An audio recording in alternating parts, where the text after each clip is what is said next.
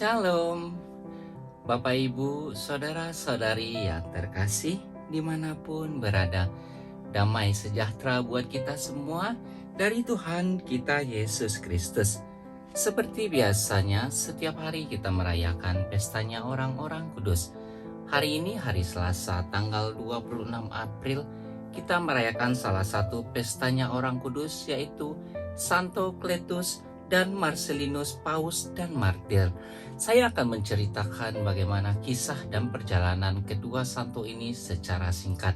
Dengarkan ya, Bapak Ibu, Saudara-saudari yang terkasih.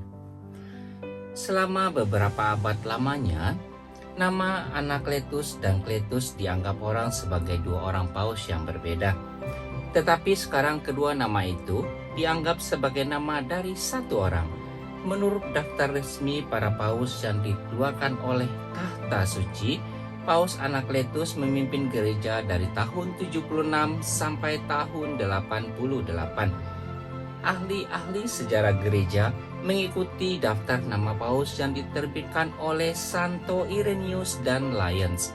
Menyamakan Paus Anakletus dan Kletus, Eusebius dalam bukunya Sejarah Gereja menyatakan bahwa Linus, uskup Roma, setelah memimpin selama 12 tahun, mengalihkan kepemimpinannya itu kepada Kletus dalam doa bagi para kudus dalam perayaan Ekaristi.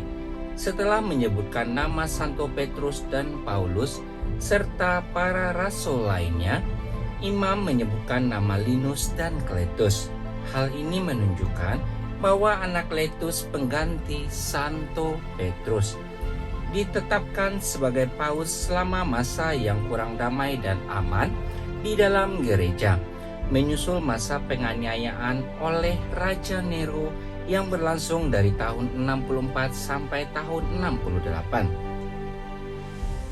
Sangat sedikit informasi yang didapat tentang riwayat hidup Anakletus.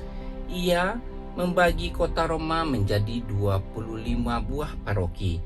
Ia membangun dan menghiasi kapela di Jalan Ostian sebagai penghormatan kepada Santo Paulus dan membangun sebuah kapela yang sama di atas kuburan Santo Petrus di Vatikan. Buku para paus menyebut bahwa Anakletus dikuburkan di suatu tempat dekat kuburan Santo Petrus. Anakletus mati sebagai martir dalam masa penganiayaan Kaisar Domitianus yang kedua pada tahun 81 sampai 96. Buku Misa Romawi mendaftarkan hari pestanya bersama-sama dengan Marcellianus yang juga seorang paus. Marcellianus dikenal sebagai paus yang baik hati dan penuh kasih kepada umat. Banyak sekali orang Kristen yang telah menyangkal imannya pada masa penganiayaan diterimanya kembali ke pangkuan gereja, asal saja mereka sungguh-sungguh bertobat dan bersedia menjalankan tapa untuk menghapuskan dosa-dosa mereka. Kebaikan hatinya ini membuat banyak orang mengkritik dan menfitnahnya. Akhirnya ia sendiri mati dianiaya karena Kristus pada tahun 309. Bapak Ibu, Saudara-saudari yang terkasih, begitulah cerita singkat tentang kisah perjalanan Santo Kletus dan Marcelinus Paus dan Martir yang kita rayakan pestanya pada hari ini. Selanjutnya kita akan mendengarkan bacaan liturgi dan juga renungan harian Katolik. Terima kasih Bapak Ibu, Saudara-saudari yang terkasih yang selalu setia mengikuti perjalanan kisah tentang orang-orang kudus dan para santo-santa, begitupun juga mengikuti mendengarkan bacaan liturgi dan renungan harian Katolik. Sebelum kita melanjutkannya, marilah kita mempersiapkan hati kita untuk menerima berkat dari Tuhan kita Yesus Kristus.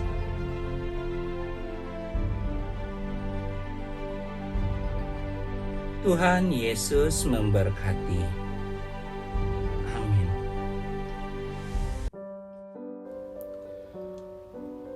Hari ini hari Selasa tanggal 26 April tahun 2022. Bacaan pertama diambil dari kitab Kisah 4 ayat 32 sampai 37. kumpulan orang yang telah percaya akan Yesus sehati dan sejiwa. Dan tidak ada seorang pun yang berkata bahwa sesuatu dari kepunyaannya adalah miliknya sendiri, tetapi segala sesuatu adalah kepunyaan mereka bersama. Dan dengan kuasa yang besar, rasul-rasul memberi kesaksian tentang kebangkitan Tuhan Yesus, dan mereka semua hidup dalam kasih karunia yang melimpah-limpah. Di antara mereka tidak ada seorang pun yang berkekurangan. Karena semua orang yang mempunyai tanah atau rumah menjual kepunyaannya itu, dan hasil penjualan itu mereka bawa dan mereka letakkan di depan kaki rasul-rasul, lalu dibagi-bagikan kepada setiap orang sesuai dengan keperluannya. Demikian pula dengan Yusuf, yang oleh rasul-rasul disebut Barnabas, artinya anak penghiburan, seorang Lewi dari Siprus. Ia menjual ladang miliknya, lalu membawa uangnya itu dan meletakkannya di depan kaki rasul-rasul. Demikianlah sabda Tuhan. Syukur kepada Allah. Inilah Injil Tuhan kita Yesus Kristus menurut Yohanes. Dimuliakanlah Tuhan. Bacaan Injil diambil dari kitab Yohanes 3 ayat 7 sampai ayat 15. Dalam percakapannya dengan Nikodemus, Yesus berkata, "Janganlah engkau heran karena aku berkata kepadamu, kamu harus dilahirkan kembali. Angin bertiup kemana ia mau. Engkau mendengar bunyinya, tetapi engkau tidak tahu dari mana ia datang atau kemana ia pergi. Demikianlah halnya dengan tiap-tiap orang yang lahir dari Roh." Nikodemus menjawab, katanya, "Bagaimanakah mungkin hal itu terjadi?" Jawab Yesus, "Engkau adalah pengajar Israel, dan engkau tidak mengerti hal-hal itu?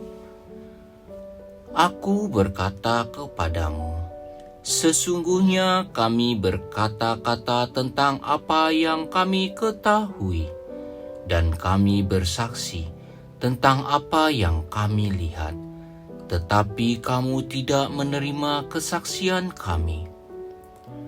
Kamu tidak percaya waktu aku berkata-kata dengan kamu tentang hal-hal duniawi. Bagaimana kamu akan percaya kalau aku berkata-kata dengan kamu tentang hal-hal surgawi? Tidak ada seorang pun yang telah naik ke surga selain Dia yang telah turun dari surga, yaitu Anak Manusia. Dan sama seperti Musa meninggikan ular di padang gurun, demikian juga Anak Manusia harus ditinggikan, supaya setiap orang yang percaya kepadanya beroleh hidup yang kekal." Demikianlah sabda Tuhan. Terpujilah Kristus. Renungan Harian Katolik hari ini hari Selasa tanggal 26 April tahun 2022. Dialog Yesus dengan Nikodemus memberikan sebuah pemikiran baru. Yesus menyatakan, "Janganlah engkau heran, karena aku berkata kepadamu, kamu harus dilahirkan kembali." Sebuah pernyataan yang sangat sulit ditangkap secara logika manusia. Lahir kembali adalah tindakan Allah yang disediakan bagi orang percaya sehingga memungkinkan mereka hidup kekal. Lahir kembali juga berarti menjadi anak-anak Allah melalui iman kepada Yesus Kristus. dan ini perlu proses perubahan hati, suatu transformasi rohani.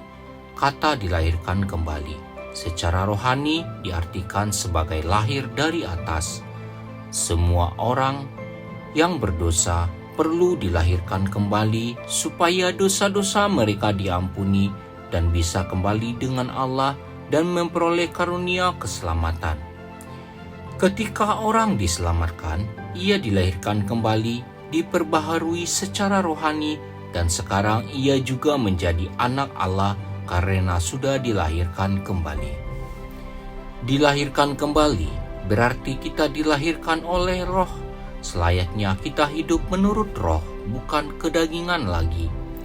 Dilahirkan kembali berarti kita hidup baru menurut Roh, mau meninggalkan manusia lama kita, dan kita mau kenakan manusia baru kita.